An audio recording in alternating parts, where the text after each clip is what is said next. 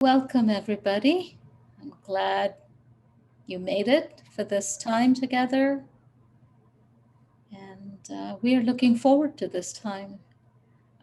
Just want to introduce myself. My name is Sushmita Mukherjee, and I am one of the deans in the first year seminary program. And Darby and I have been doing a lot of work around dreams at One Spirit for the past year or so. We are actually seminary classmates, so it's nice to have old friends come together to do new things. And yeah, I think I'll just hand it over to Darby at this point. Thanks, Sushmita. I welcome you all also. As Sushmita said, we were classmates together. We graduated from One Spirit Interfaith Seminary in 2017. And the only thing I'll add about me is that I also attended the Hayden Institute's Dream Group Leadership Training Program back in 2005, 2006. And that has informed my dream work practice. And it's lovely to be with you all tonight.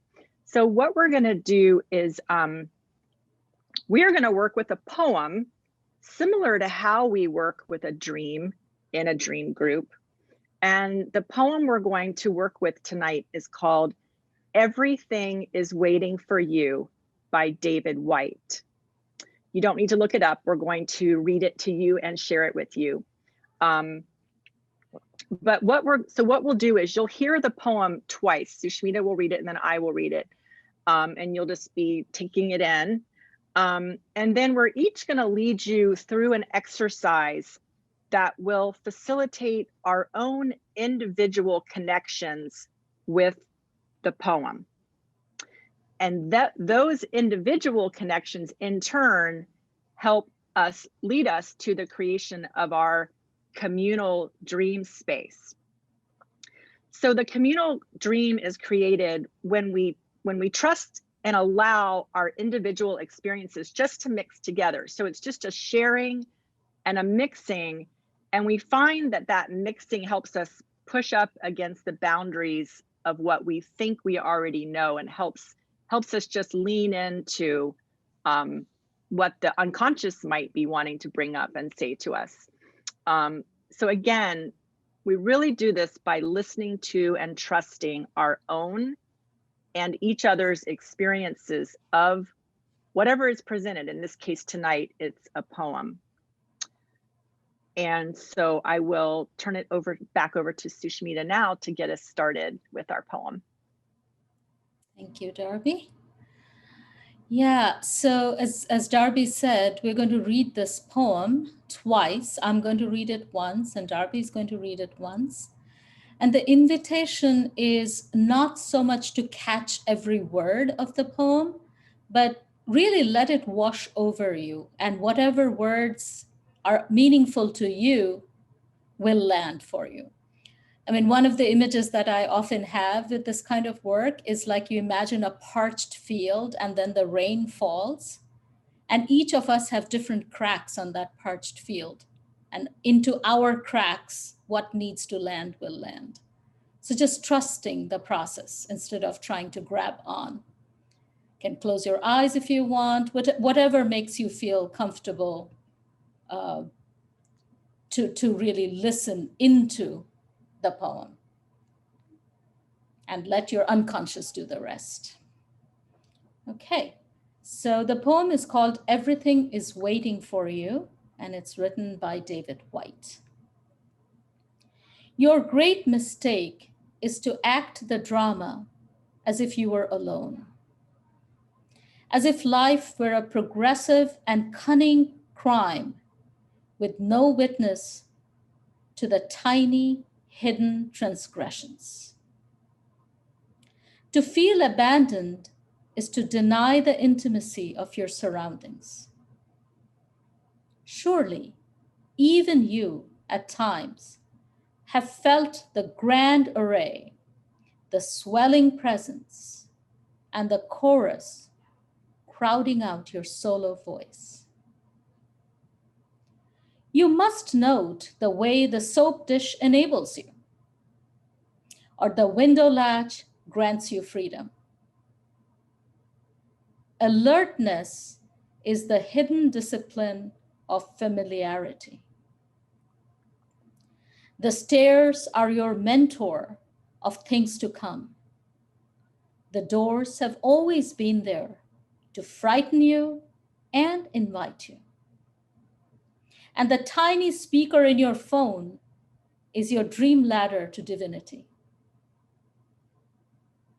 Put down the weight of your aloneness and ease into the conversation. The kettle is singing even as it pours you a drink.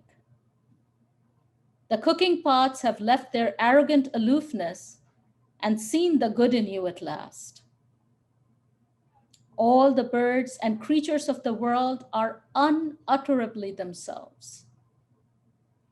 Everything is waiting for you.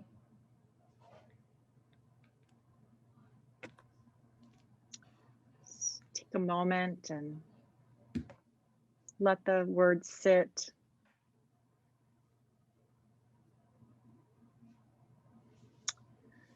And then we'll hear it one more time before we put the words up on the screen. Everything is waiting for you. Your great mistake is to act the drama as if you were alone. As if life were a progressive and cunning crime with no witness to the tiny hidden transgressions. To feel abandoned is to deny the intimacy of your surroundings. Surely, even you at times have felt the grand array, the swelling presence, and the chorus crowding out your solo voice. You must note the way the soap dish enables you, or the window latch grants you freedom. Alertness is the hidden discipline of familiarity. The stairs are your mentor of things to come. The doors have always been there to frighten you and invite you. And the tiny speaker in the phone is your dream ladder to divinity. Put down the weight of your aloneness and ease into the conversation. The kettle is singing even as it pours you a drink. The cooking pots have left their arrogant aloofness and seen the good in you at last. All the birds and creatures of the world are unutterably themselves. Everything is waiting for you.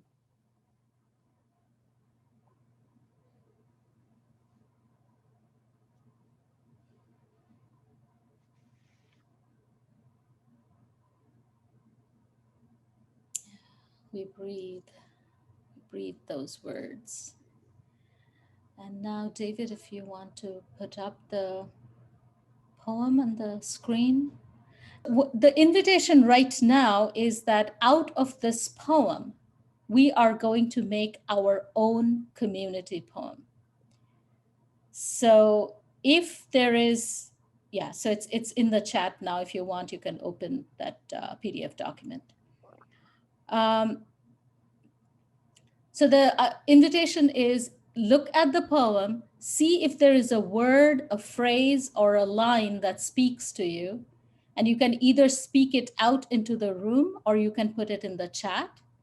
And I will keep track of everybody's input. And then together we'll come up with a poem from this poem. That will be our community's poem. Does that make sense? Is there a question? Yeah, so just keep, okay, so Kathy wrote the grand array. And if you speak, you can unmute yourself and speak and I will type it in, or you can type in. It spoke of putting down your aloneness. Putting down your aloneness. To frighten you and invite you. As if you were alone. Everything is waiting for you.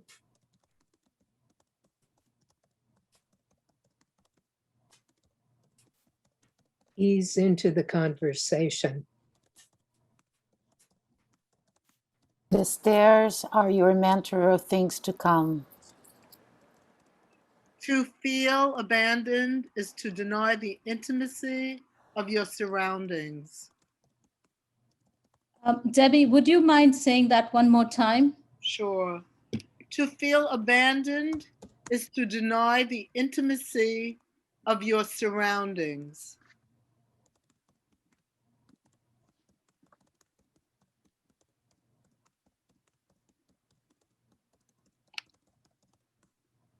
Always been there to frighten you and invite you.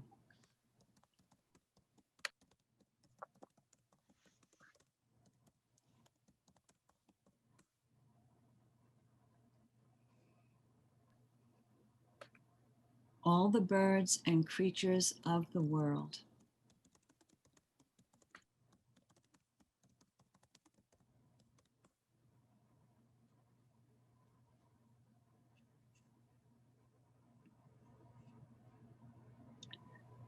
Unutterably themselves. To frighten you and invite you.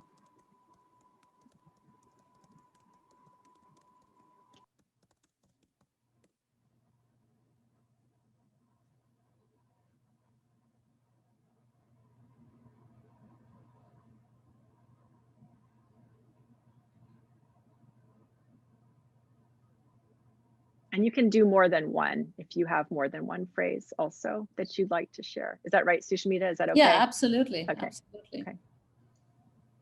And seeing the good in you at last.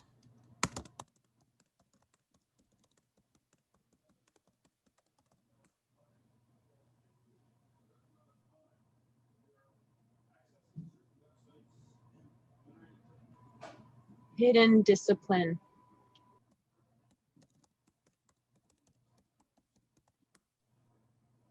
As if life were a progressive and cunning crime.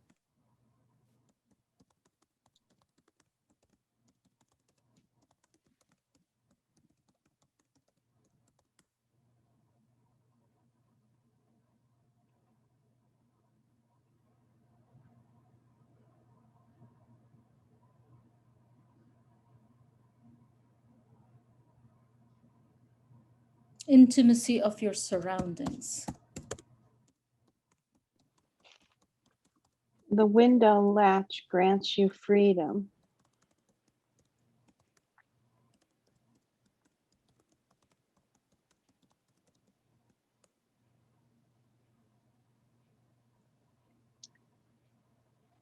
The doors have always been there.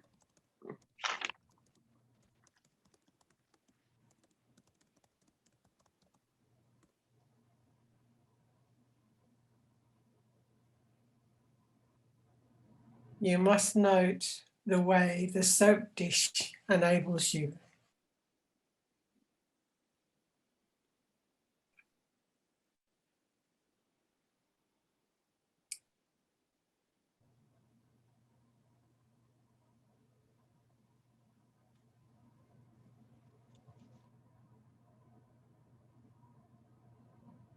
Put down the weight of your aloneness.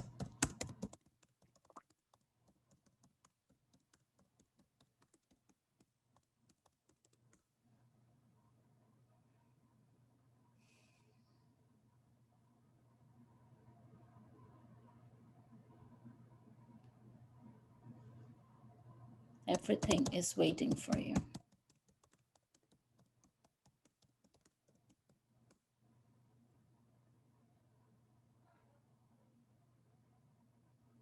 Any more?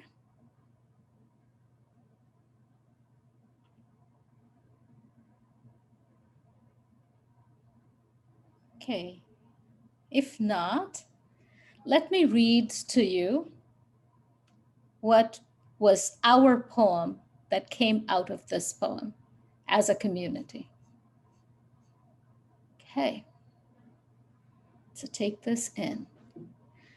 The grand array, the weight of your aloneness. The birds and creatures of the world are unutterably themselves, putting down your aloneness to frighten you and invite you as if you were alone. Everything is waiting for you. Ease into the conversation. The stairs are your mentors of things to come. Alertness is the hidden discipline of familiarity. To feel abandoned is to deny the intimacy of your surroundings. Always being there to frighten you and invite you. All the birds and creatures of the world. Your great mistakes, unutterably themselves, to frighten you and invite you, and seeing the good in you at last. Hidden discipline, as if life were a progressive and cunning crime. Intimacy of your surroundings. The window latch grants you freedom. The doors have always been there. You must note the way the soap dish enables you. Put down the weight of your aloneness. Everything is waiting for you.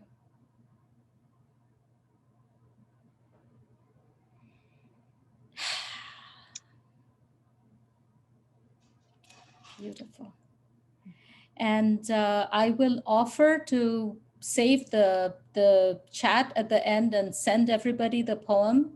Whoever wants, just put your names in your email address rather in the chat. You can chat it directly to me or to the group, I don't care. And I'll send out at the end the full poem to whoever gives me their email addresses. And with that, we will move to the second part of our work, which Darby will lead. Okay, thank you, Sushmita. So now we're going to engage in a practice that's borrowed from group projective dreamwork. So what is that?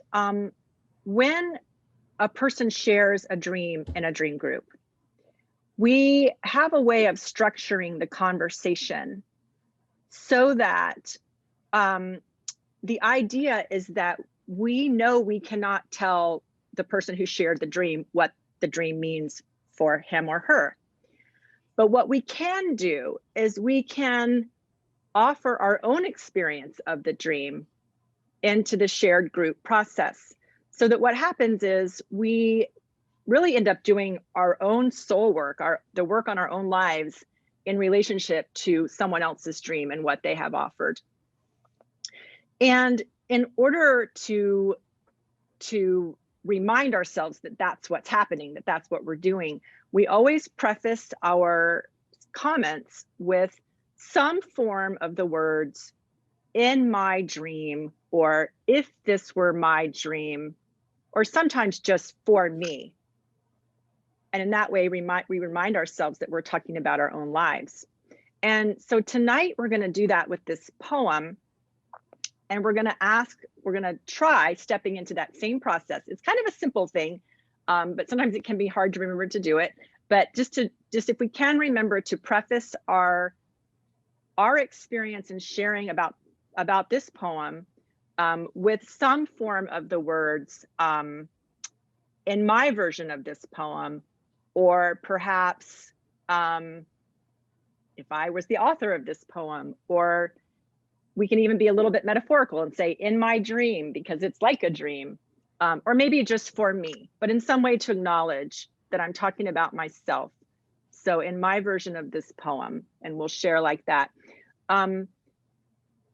It's important to note that our responses to the poem don't have to be just mental responses and thoughts. They can be thoughts, but they can also be emotions, body sensations, impulses to move, memories that the poem might have stirred up for us, and of course, meaning also that we find in the poem. Before we start that process, I just want to say one more thing. I want to answer the question, why? Why do we do it this way? I mean, why not just open up a general conversation and say, okay, let's share. Prefacing our comments with these words serves to remind us that there's no right or wrong response, and that each person's individual experience is not only valid, but it's a critical part of contributing to the creation of a common dream. If we're going to call this a common dream, our shared experiences that we're sharing together. So I might have one experience of the poem, and someone else's could actually be the exact opposite of mine, and both are equally valued and equally necessary. There's no one single truth. We do our own soul work with what is presented. And so in this way, we find that unity is not about promoting sameness. Rather, it's about the acceptance and celebration of difference, so that each of us brings our own experience, we share it, it's accepted, it's valid, it's important, and then all of these experiences get mixed together. And this just doing this simple thing helps remind us of that. And I feel it makes an important difference. So let's just step into this kind of experiment together and this process together, and we'll just see what happens. So the invitation now is to unmute yourself when you're ready and share your experience of this poem. And we'll just go for as long as it seems people have things they want to share. Silence is absolutely fine. If we have periods of silence, we'll just sit in the silence and wait until someone is ready to share. If two people start talking at the same time, of course, one can just step back and wait and then go. So we'll do that now. Whenever anyone's ready, you can unmute yourself. Darby, would you mind giving an example? Absolutely, I would be happy to give an example. In fact, so I've been sitting with this poem for a while, and it's really worked on me. And so one thing I can say from my own experience with this poem is that I have really mixed feelings about it. In that we need people, we need other people too, and there were no other people mentioned in the poem. And so part of my experience with this poem is to wonder about my own response, in that it makes me wonder, like, when I feel lonely and abandoned, are there possibilities for me here? Maybe I don't need to feel as lonely, abandoned. I feel kind of confused about that. So this is my experience of the poem that I'm sharing. But I might also say, like, for example, I might say in my version of this poem, I get a hollow feeling kind of in the center of my chest when I hear certain parts of it. That would be another possible example. Or maybe I get an exhilarated feeling. So does that help? Okay, great. Yeah. I feel encouragement from the poem when it says everything is waiting for you. Last night at about 4 a.m, a poem came to me. What is real? My fierce determination or my crumbling body? Precious time is slipping away. Use it. Do the best you can. God will help you. Leave it to God. So that's just a poem I had when I was thinking of coming tonight. And this poem encourages me.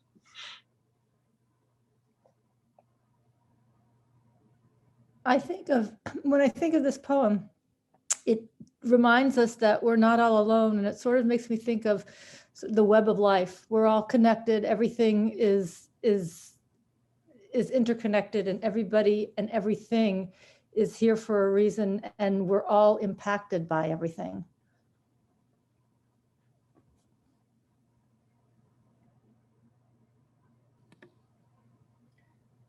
For me, I feel chastised by this poem. It starts off with the words great mistake and drama. And everything is waiting for you feels as if I should know that.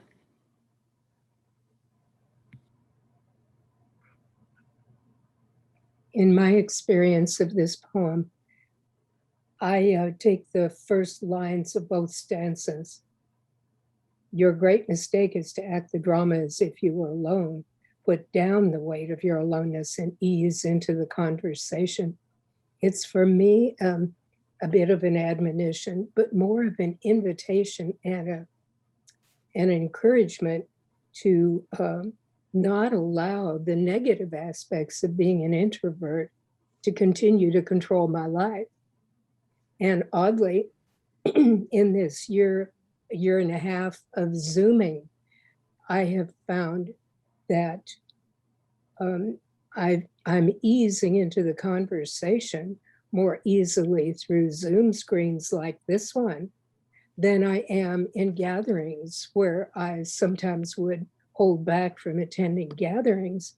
But this allows me as an introvert to still keep some pretty strong boundaries, but be with people. So this poem is it's rattling my cage in some deep ways also, but it's both invitational and confrontational to me.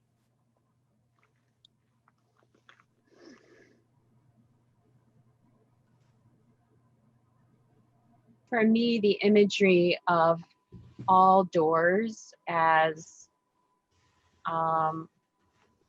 frightening invitations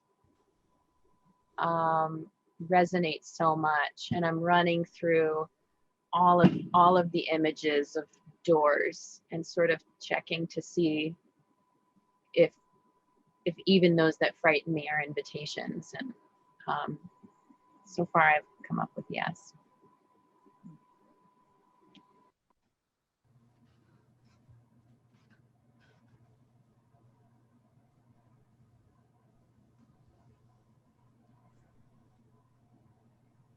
For me, I heard that the best way I can be a part of the whole is to be myself.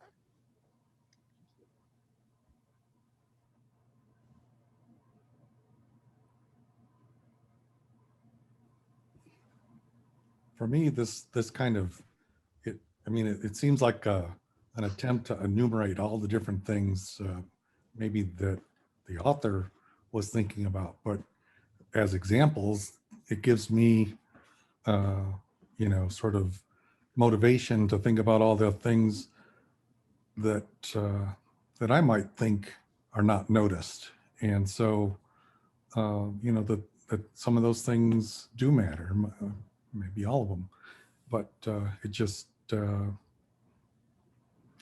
makes me pay attention more to some of the things that I might not otherwise.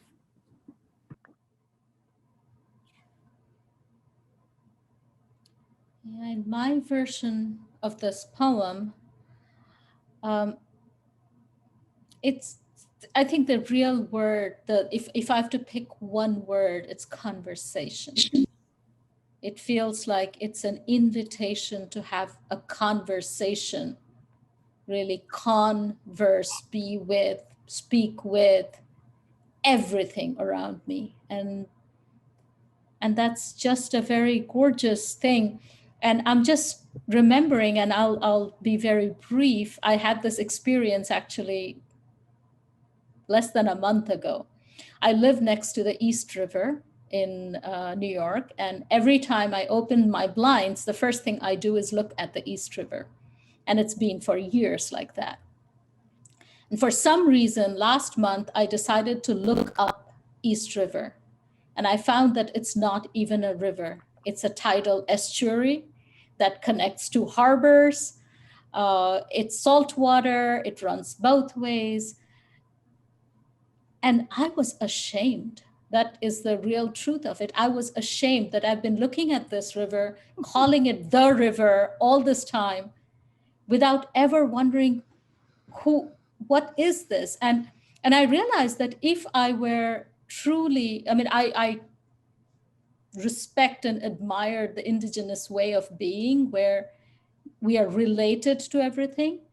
And I was wondering, like, if I had treated, instead of calling it the river, if I had called her my sister and had asked her, who are you?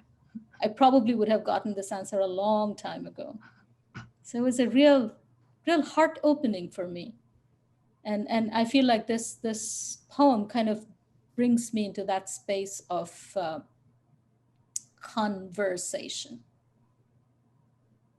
So yeah.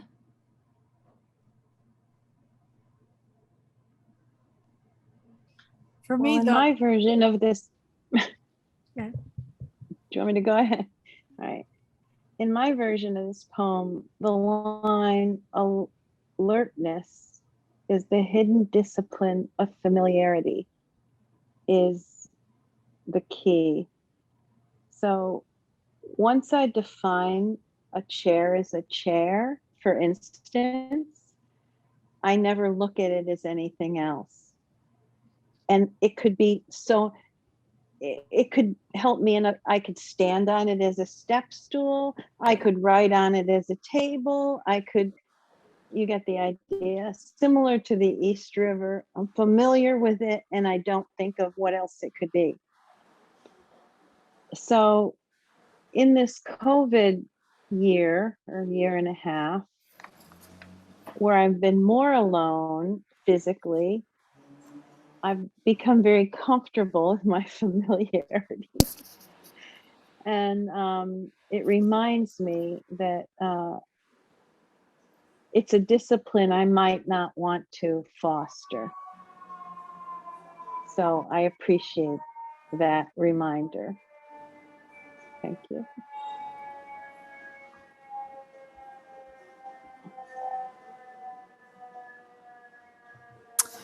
For me, this poem is about becoming.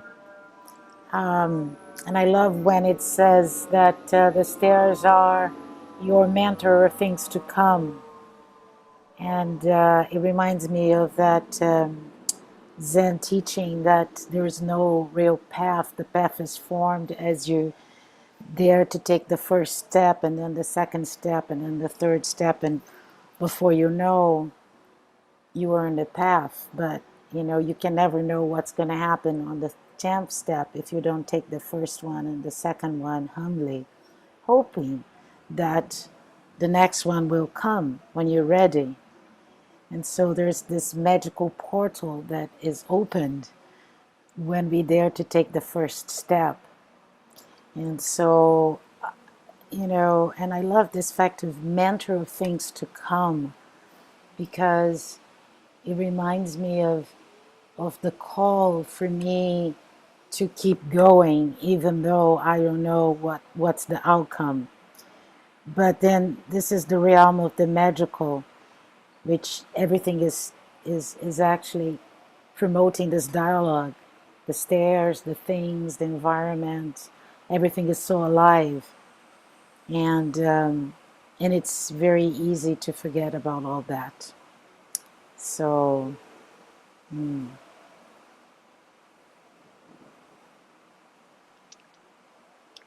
Hi. My version of this poem. Thank you. I needed to hear this and be reminded of this, especially today. And again, especially that sentence, to feel abandoned is to deny the intimacy of your surroundings. That really resonated with me because I've been more recently focusing on the concept of ancestral trauma and wounding. And I'm actually working with a spiritual counselor on that. And today, especially because of the rain and I just really was with myself and I allowed all my feelings to come out, including loneliness, sadness, feelings of abandonment.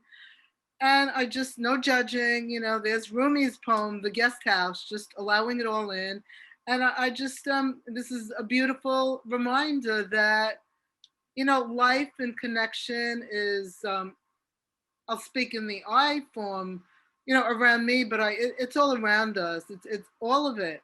The tea kettle is singing. It just, you know, even to animate a tea kettle, like it's just enveloping, you know, all of us, myself, in comfort and connection. So thank you. Thanks, Debbie. I wanted to share too that I felt the magical mood of this poem. I was intrigued that the chiding words didn't make me feel defensive at all. I don't know how the person did that, but it just like made a magical set, if you would, like, you know, it's a Disney set or something. And, you know, I am the character that everything is waiting for. And what a shame if I don't show up and, you know, play with my things, or, you know, the lovely soap dish is waiting for me, you know. It's very magical. Thank you. That leads me to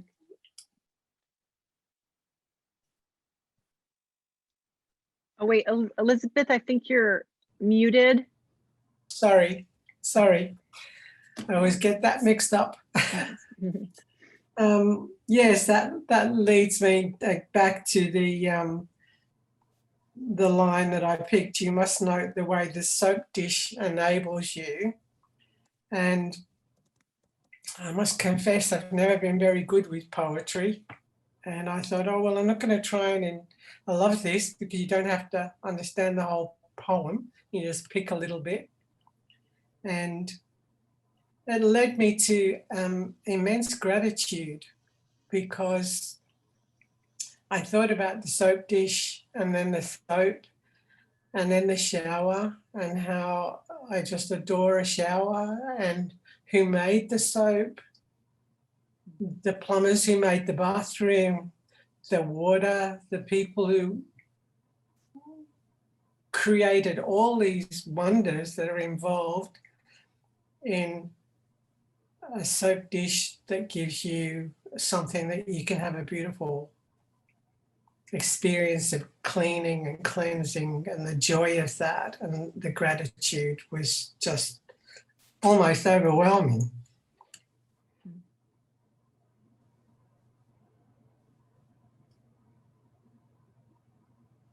Yeah, I think on a similar note, the one part of the poem that really speaks to me also is this tiny speaker in the phone, which is your dream ladder to divinity. Because again, we often hear about all these problems with technology and people spending too much time with technology. And I understand and I agree. But maybe the nerd in me is happy to hear that even my phone, the camera in my phone, can be a ladder to divinity. So that made me happy. And I would specifically say the nerd in me was happy.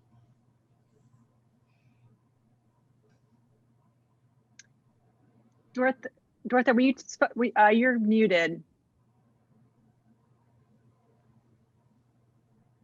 Maybe so.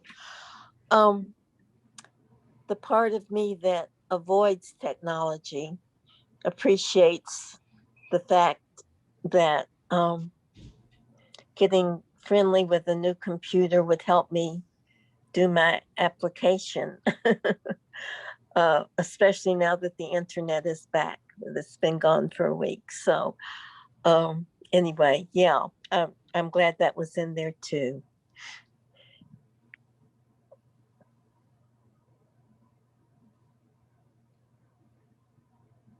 One of the things this is bringing up for me is some of the ways that I do relate to people, and I know a lot of the people that I have conversation with like it when I notice things and bring them forward, things that they maybe didn't realize were as prominent for them, and when I bring it up for them. So the whole idea that tiny hidden things that are there that maybe we don't realize.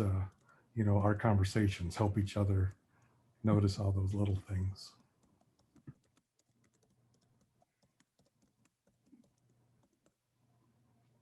Yes, I wanted to thank whoever spoke of taking one step at a time and then the next step. Thank you.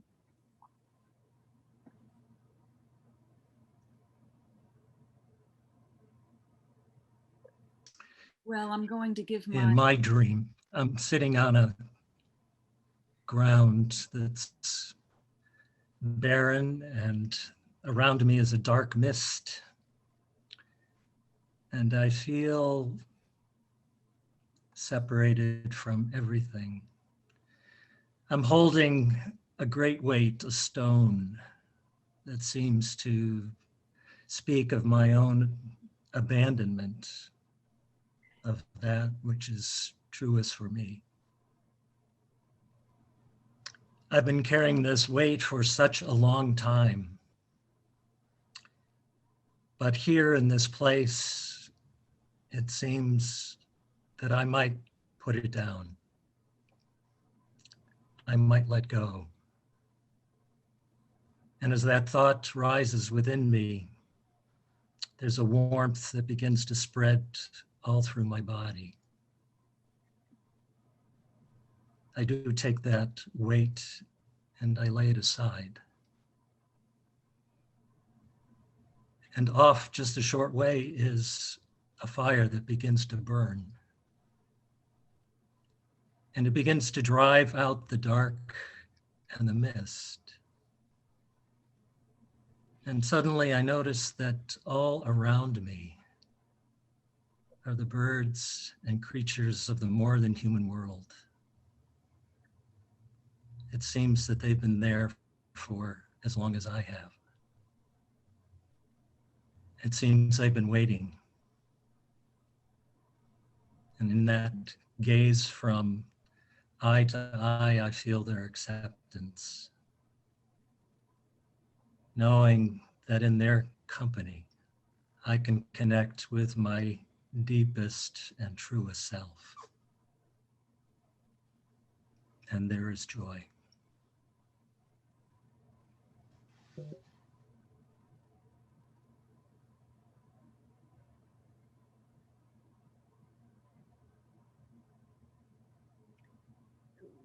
Yeah, Leslie, did you want to say something also? Well, I'll give it a shot. I apologize. My connection does not seem great, so I've been freezing on and off. So let's. Oh, she froze.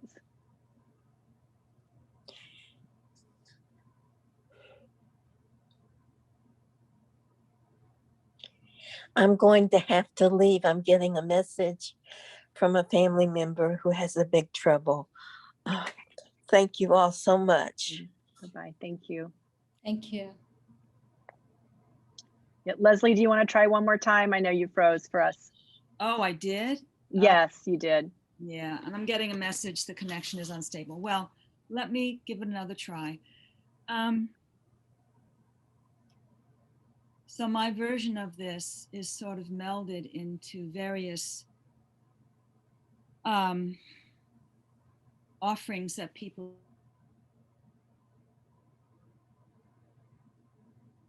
Darn, I want to hear what she has to say. Yeah. Leslie, do you mind typing it in the chat?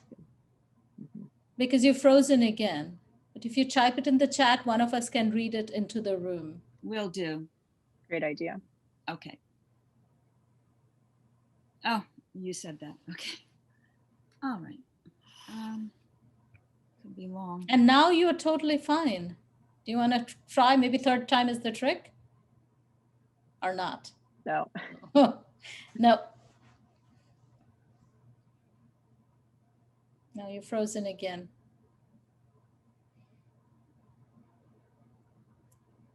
Anyone else? Let me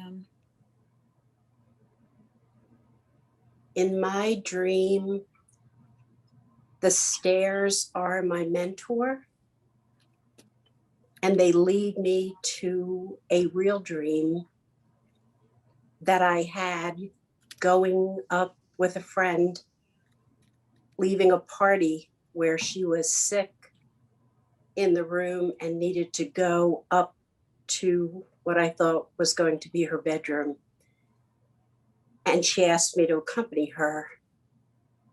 And you spoke the words, the ladder of divinity. And that sort of put my imagery of this dream and the words of the stairs, it sealed it, because that climb up the stairs with her led us to a portal, an opening that was quite narrow. And I'm looking at it and thinking, there is no way we can get through there. There's no real door. And yet she went through. And I looked at it and I thought, I would have to get down on the floor and like slip through. And then I was on the other side with her. And the other side was divinity. I thought it was her bedroom, but it was really heaven. And she no longer labored in her walking as she led down a pathway. And she didn't speak, but she was on a journey. And I got to go halfway down the path. And I could see people in the distance.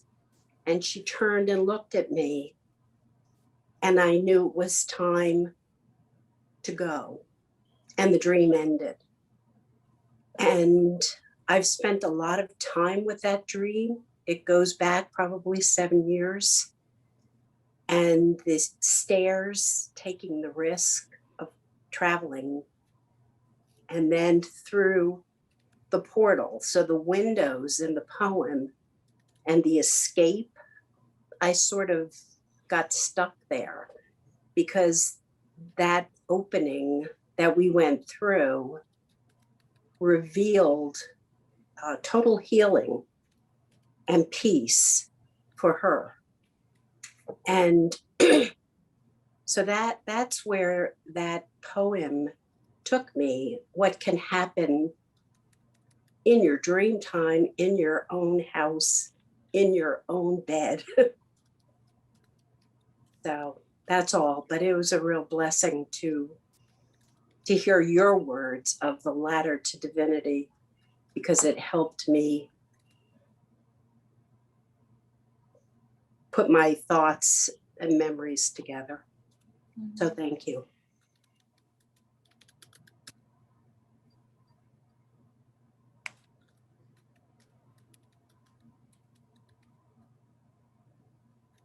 In my dream of this poem, to say a little more about what I said earlier, I had some time last week where I had a couple of days where I felt lonely, and I had read this poem in another setting, and I found myself feeling a little bit angry at it. And I love the person who said she felt chastised by this poem. Just angry that like is a soap dish supposed to be enough to help me with this loneliness?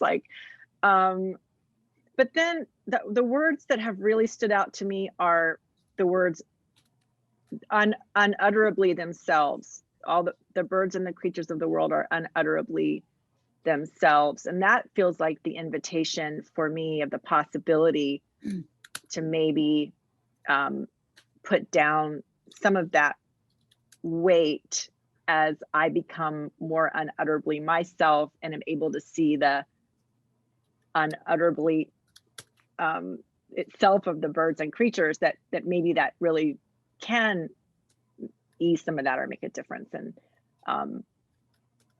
but yeah, I find for me that this poem, my version of the poem, it's like half the story. And I also love the person who brought up that how important it is to accept, because it was really really what enabled me to get through that was the acceptance. And it was like, it was the acceptance of the loneliness and the tears. And yeah, I find so much here. I have so many mixed feelings about it, so much hope, so much kind of indignation at the same time. So.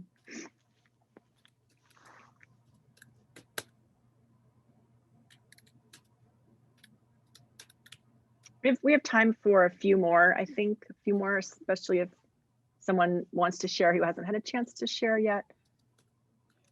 I'm assuming Leslie is still typing. Yes. Okay. Okay. Okay. Great. Thank you. Thank you.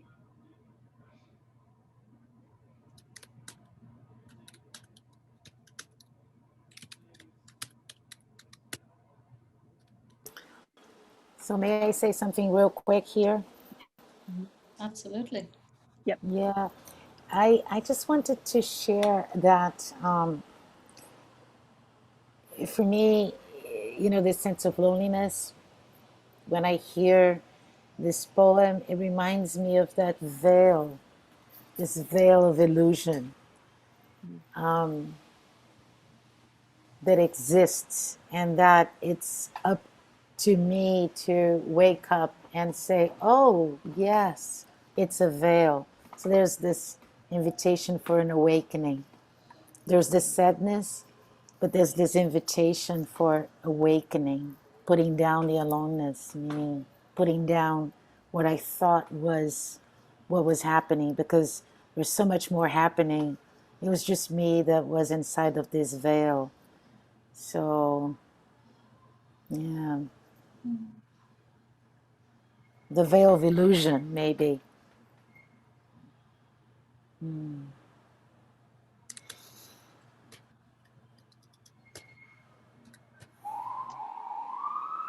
Couple more, and I know we'll want to read Leslie's out loud, but oh, it's late. Okay.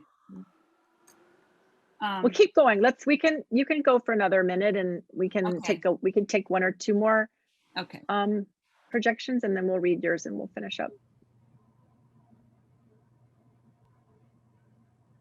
Anybody else? Maybe just one more minute, and then we'll have to turn to Leslie's.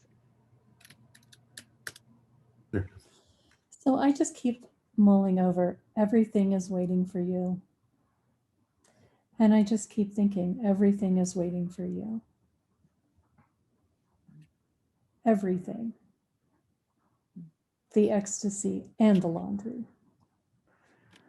I just can't, I mean, there's all these images, but I can't shake the thing that there's the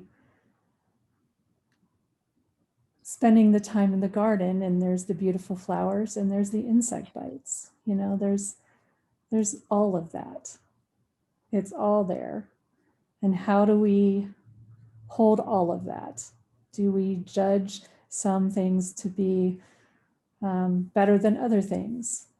And how do we, you know, even just this idea of the door, you know, frightening you and inviting you, like it's all there. So that's what I'm pondering.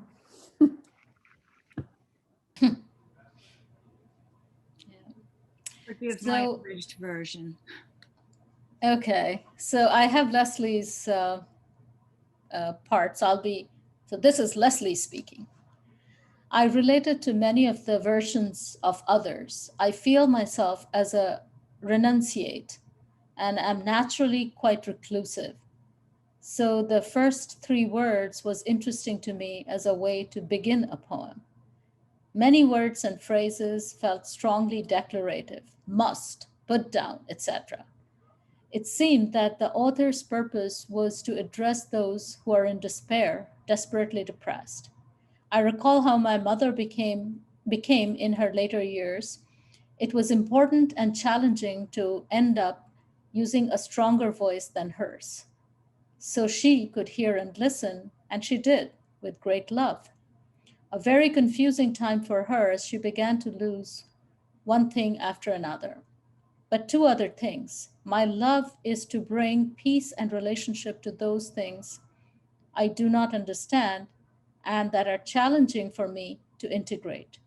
One thing I loved was how he used images from both indoors and outdoors, all familiar items that can bring someone back to reality and to help ground someone out of a desperate emotional state.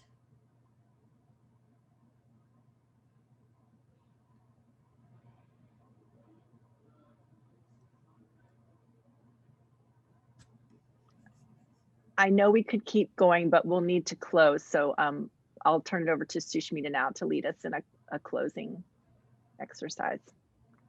All right, so we've come to the end of our hour. And what we can do is just like we did with the poem in the beginning, we will create a joint blessing. And each person can either type in the chat or speak out loud just a word or a phrase that you are going to carry with you at the end of this hour. Just a word or a phrase.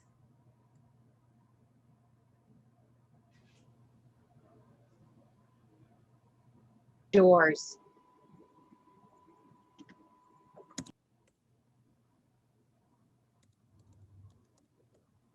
Choice. Swelling presence of your solo voice.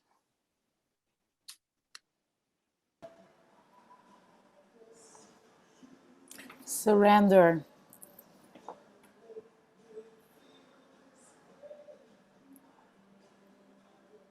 The kettle is singing.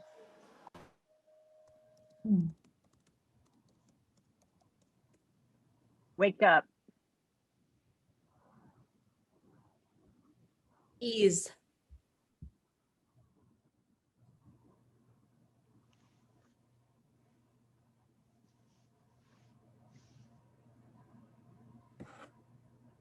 Unutterably myself.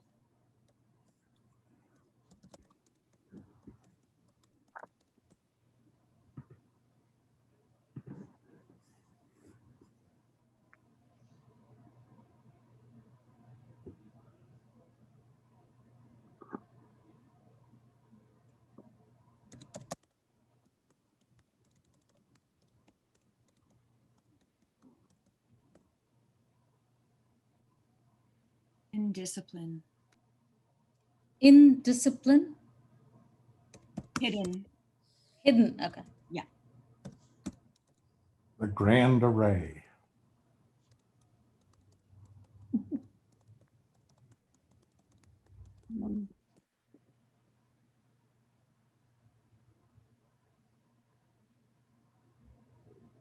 Any last?